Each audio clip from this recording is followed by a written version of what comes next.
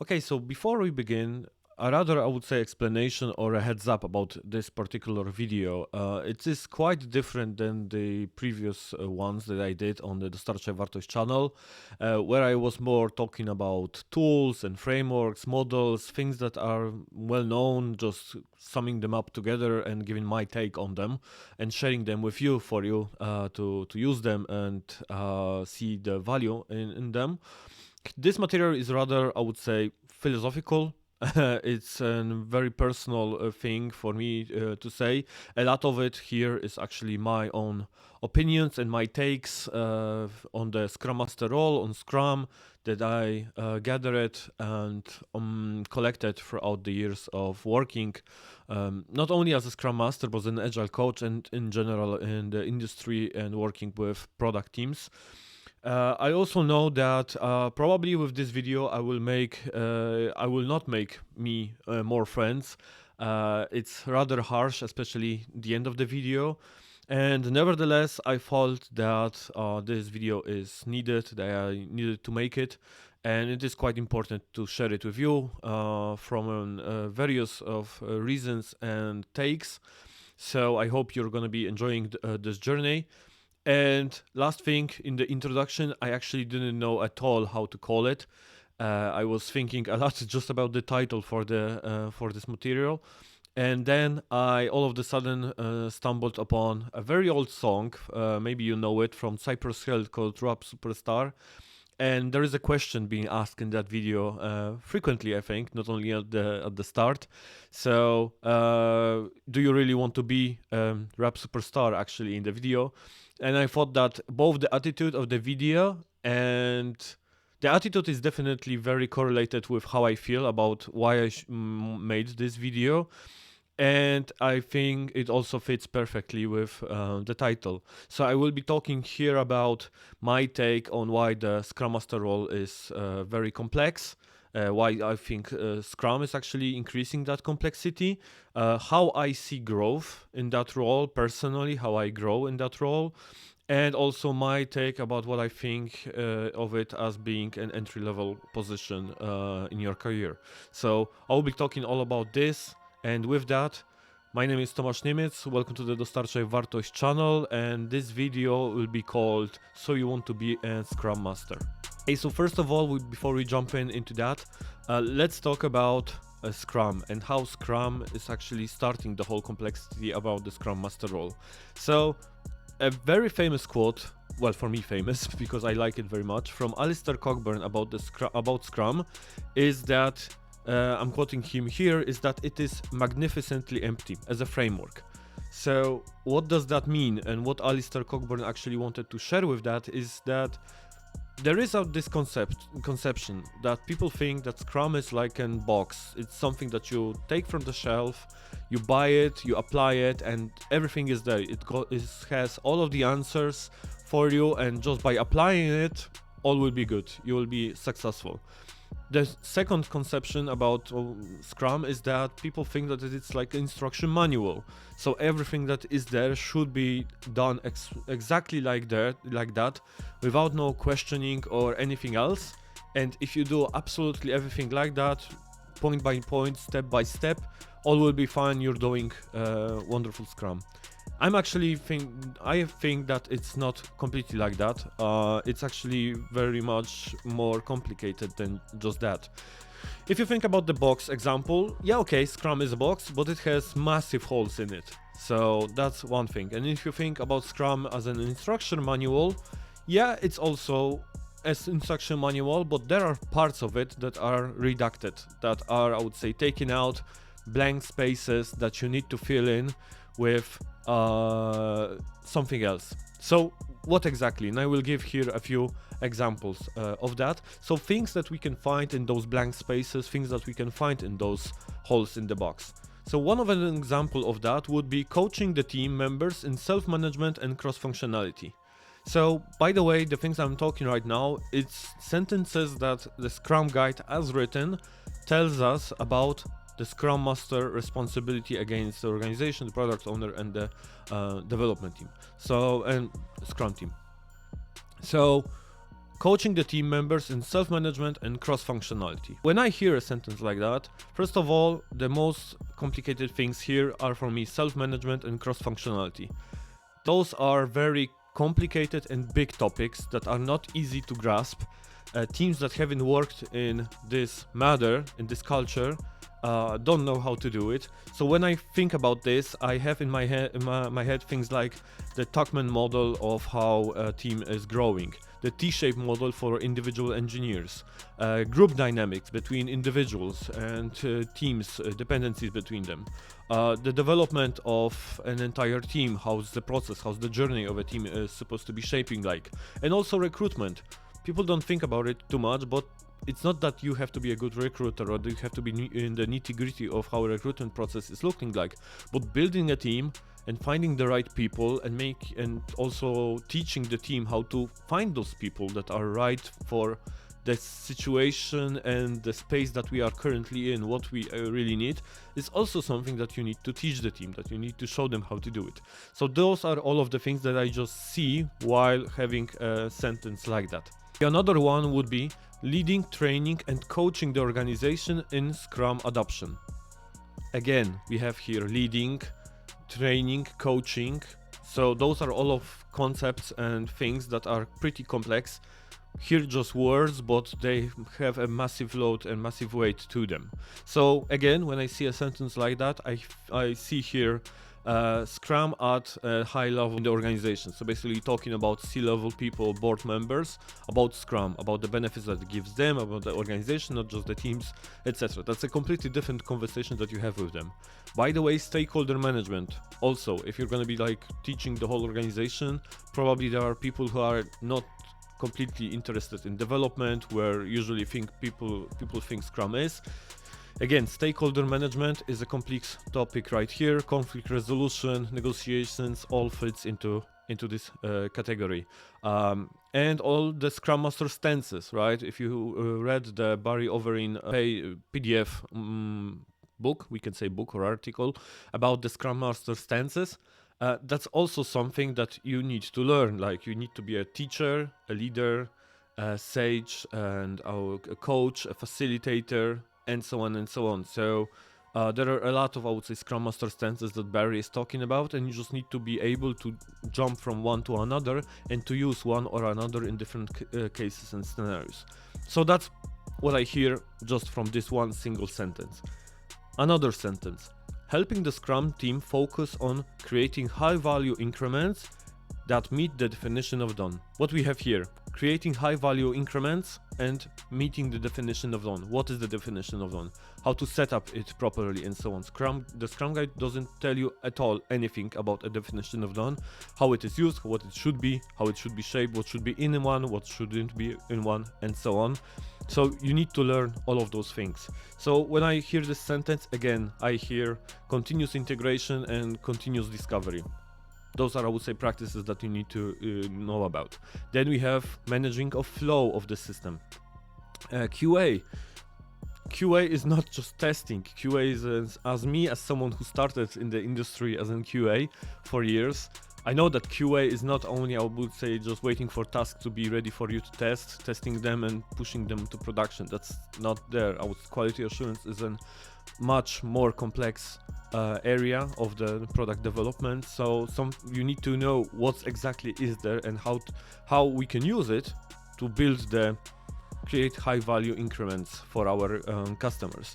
Tech debt, something that is very correlated with engineering and with developers. Again, how to manage it? Is it able to manage it? What's the difference between managing tech debt and reducing tech debt?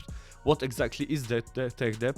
And why just basically a code that is just 5 years is not immediately being considered as tech debt and shouldn't be actually, right? So all of this, right? The team will be talking about it. You need to help them in grasping it. Everything just from this single sentence. Okay guys, so while editing the video, I kind of noticed that I didn't speak about the definition of done at all. And that's quite unfortunate, as this is one hell of a topic actually to think about, that Scrum is not telling us anything about it. the only things that we know about the definition of done, that it is needed, that it is a commitment for the increment for one of the artifacts of Scrum. And there's, as I recall, I think only one question about the definition of done in the exam for the PSM1, I think. And the question was about who is responsible for actually coming up with the definition of done. Spoiler here, a bit small, it's either the developers, it's the organization, and if not, then the development team. So that's it when it comes to the definition of done. It doesn't tell us anything about what's the right content, what should be on it, what should we think about it, what should be in it from a product perspective, from a tech perspective, how those all requirements differ from each other. So that's quite big, quite complex, again, topic, but when we just look into the Scrum Guide for guidance to it, we don't have much.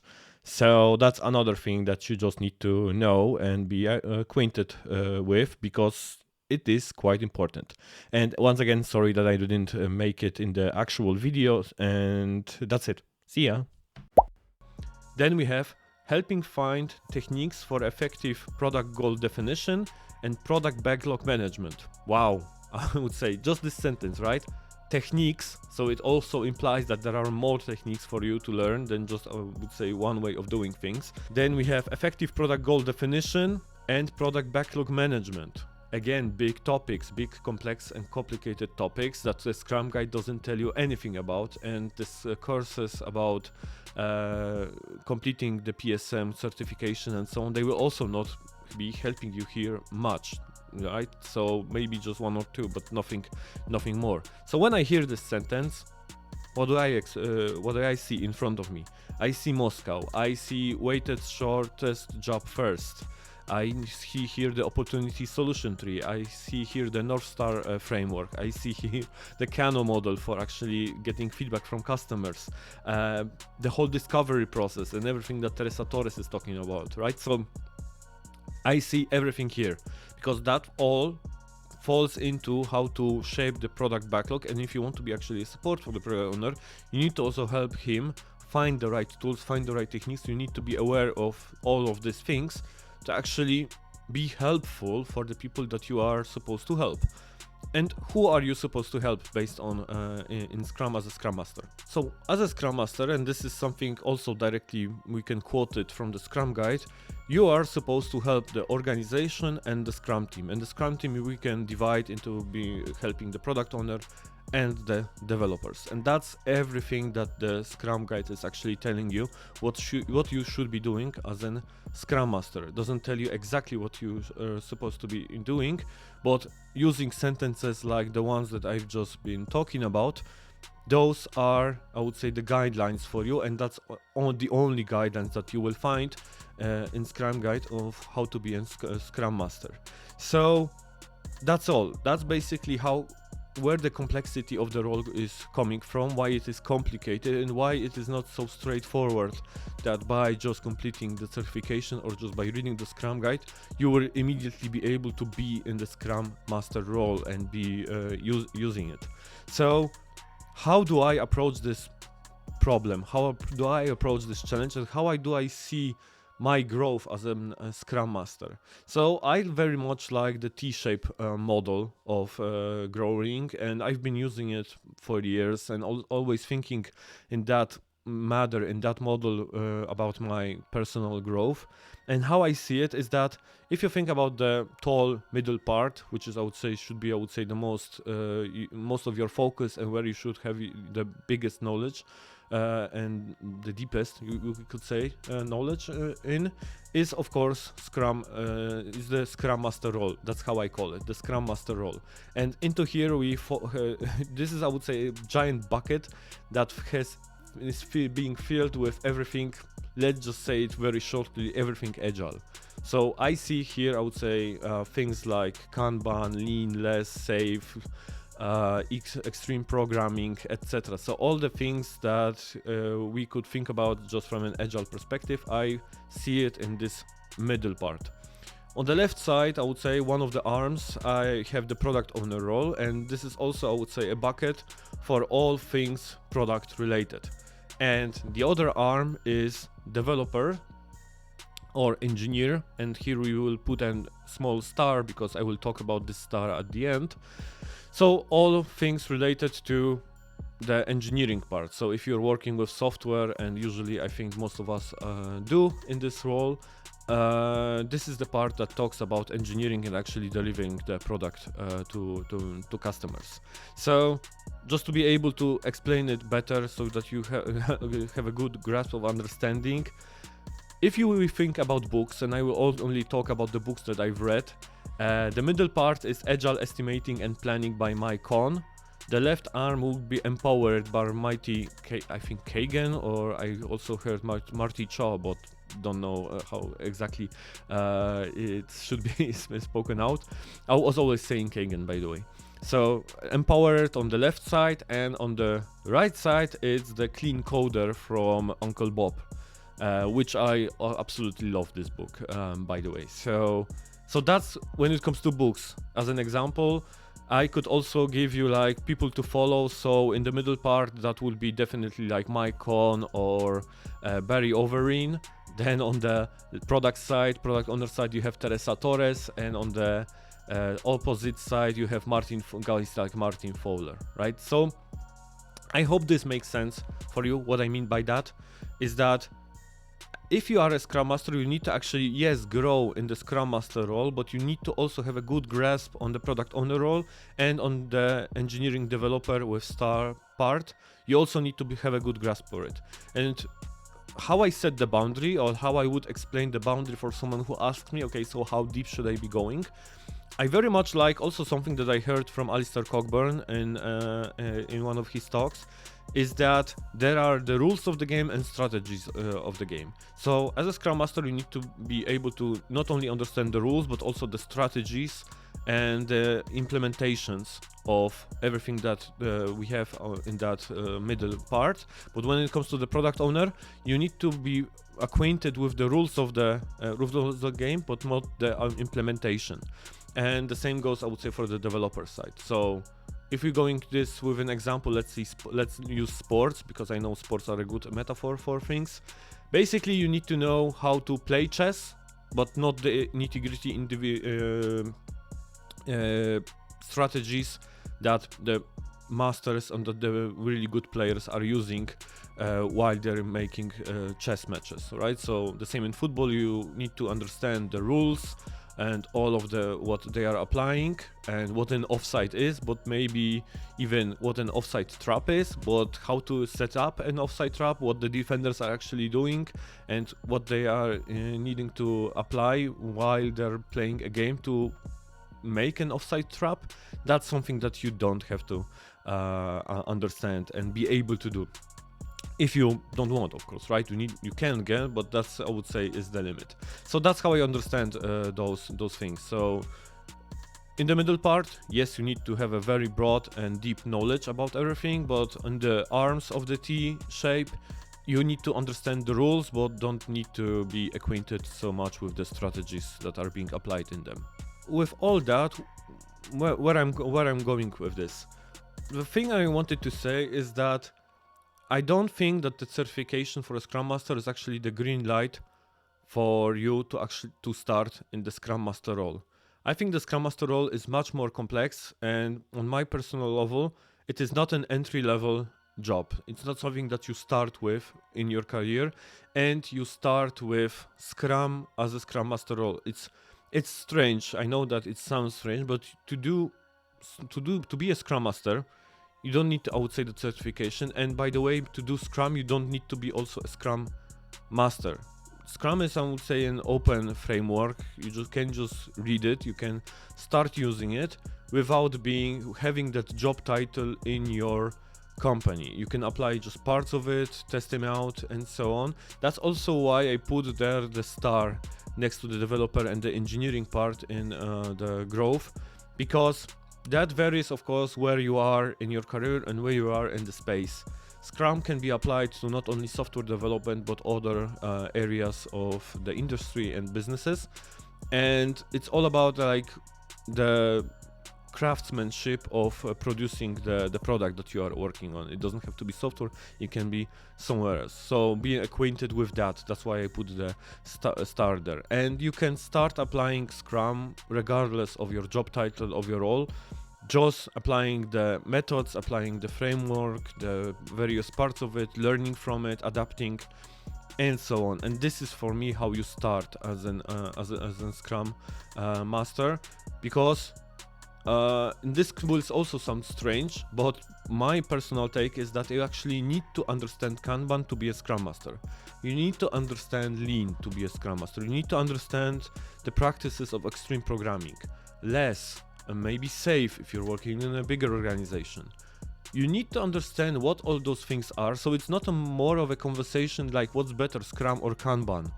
You need to understand what the community flow diagram is showing, how to limit working progress, what's the work item agent, how to use it, what the cycle time is, how to visualize the work, what's the difference between push and pull. Those are all things that are not existing in the Scrum guide and in Scrum. Again, it is magnificently empty, or pretty empty, how Alistair has called it.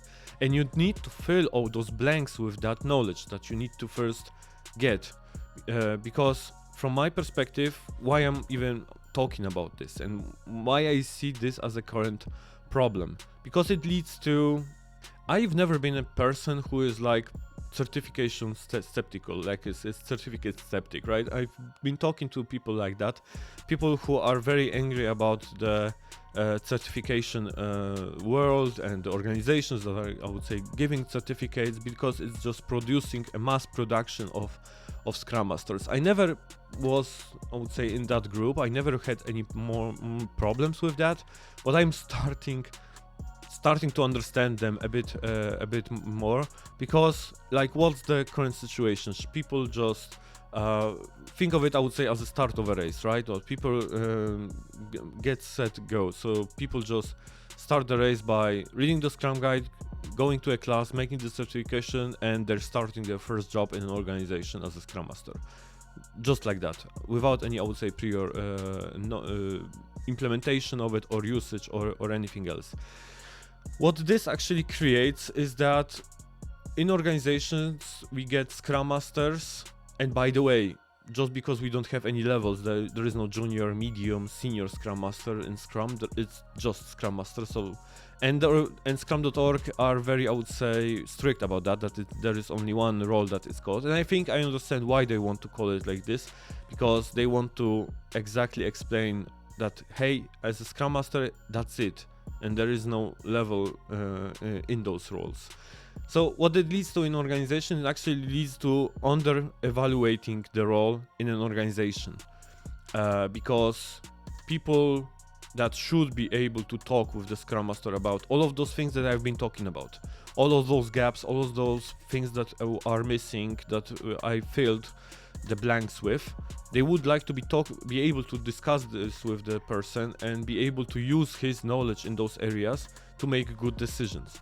Well, the problem is that if they don't have it, if they've been only, I would say, certified and only know Scrum from the Scrum Guide as it is right now, they will not be able to help the team, and they will not be able to help the whole organization, right? So for me personally, when I think about the certification, I think of it like a test of, okay, so I know all those things about Kanban, about doing retrospectives, about facilitating plannings, about ordering the product backlog, because I've done this with my manager, let's say, not a PO, but a manager. I've created roadmaps within my, I don't know, marketing team or whatever. And okay, so I've made mistakes, I learned from them, and now I would like to know, how does this all what I know apply to Scrum? So using the knowledge that I already have with Scrum, and the certificate is actually telling you, okay, right, so with everything you've done and the lessons that you have learned, you are actually capable now of using Scrum, because that's what Scrum is. So it's just about getting to know what the framework is, not becoming a good Scrum Master, or just, I would say, a regular Scrum Master. So that's all I wanted to share with you this video. I hope it was valuable. I hope you actually see any value in it, that I uncovered a bit more why you might feel lost in the role, why you might feel that, okay, so I thought that I just created this path for me, I started this career, and I'm being thrown in a team and there's just overwhelming amount of things to cover or questions to answer and so on. And I've been in talks with Scrum Masters like that, where they just think that they had a different understanding of the role, and nobody was talking with them about the role previously, and they just feel overwhelmed with all the things that they are being actually asked for. Or they ask me things like, hey, why do you think that this board member or this head of product doesn't talk to me, like, or doesn't see me as a partner in discussions or whatever? So missing those parts, like just having, I would say, the box unfilled with anything and just having blank spaces, is really hard, and you either have to start learning them and filling them with a lot of knowledge really fast, or you will be very lost at the start in that role. So let me know what you think about this video in the comments. Of course, I would love to elaborate and get into a discussion about everything I've just said. I really hope I didn't, I would say, make too many people angry with it. That was very personal, that I just had in my head for a little while and really wanted to share with you guys. So again, I really hope this brought you value. And please check out other videos that I have in both English and Polish on the channel. So thank you, hit the subscribe button, hit the bell, and see you in the comments. Thanks.